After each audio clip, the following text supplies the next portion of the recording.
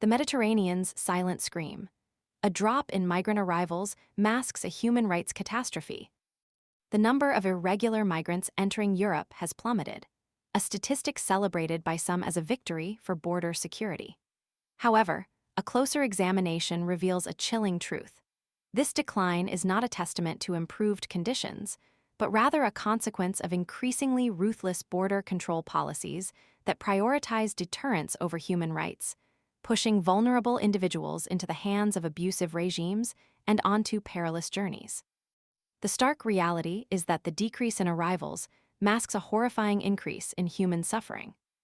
Frontex, the EU's border agency, reported a nearly 33,600 decrease in arrivals during the first 3 months of the year, a trend mirroring the 38% drop observed in 2024.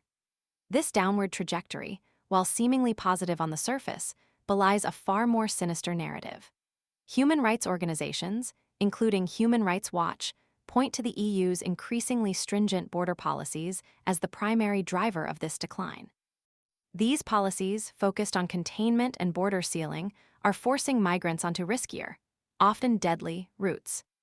Judith Sunderland of Human Rights Watch poignantly describes the human cost concealed within the statistics. It's not only about the statistics.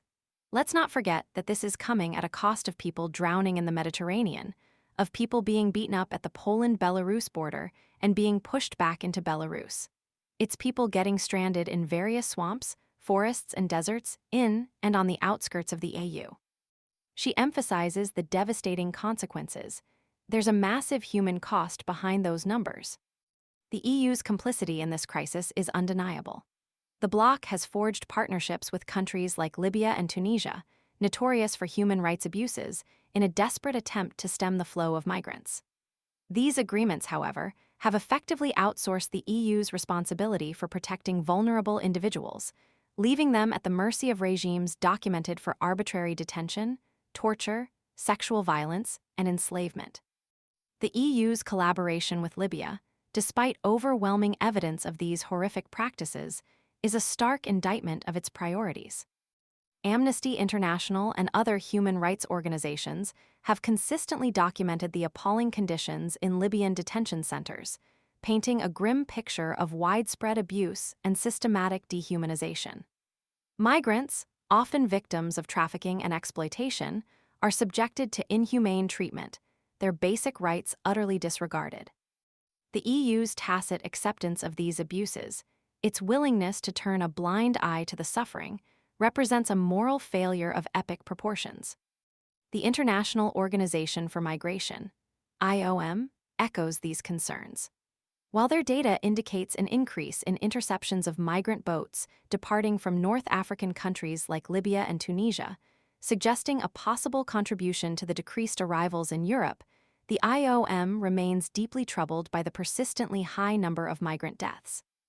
At least 555 lives were lost in the first 3 months of the year alone, adding to the over 3,500 lives lost in 2024. This chilling statistic underscores the inherent dangers of the increasingly perilous routes migrants are forced to take due to tightened border controls. The EU's focus on deterrence, its prioritization of border security over human rights, has created a deadly game of cat and mouse. Migrants, desperate to escape conflict, persecution, or poverty, are forced to rely on smugglers and undertake increasingly treacherous journeys. The reduction in arrivals is not a sign of success, but rather a chilling indicator of the brutal effectiveness of policies that sacrifice human lives for the illusion of border security. The silence of the Mediterranean, punctuated only by the cries of the drowning and the whispers of those left behind, speaks volumes. The decline in migrant arrivals should not be celebrated. It should serve as a wake-up call. It is a stark reminder that the pursuit of border security cannot come at the expense of human dignity and the fundamental right to seek safety and a better life. The EU must immediately reassess its policies, prioritizing humane and ethical approaches to migration that safeguard human rights and offer safe and legal pathways for those fleeing desperate circumstances.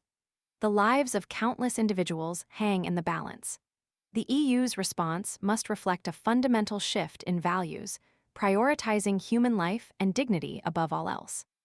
The cost of inaction is simply too high, measured in the countless lives lost and the profound moral stain left upon the conscience of Europe. The Mediterranean's silent scream demands a response rooted in empathy, compassion, and an unwavering commitment to human rights.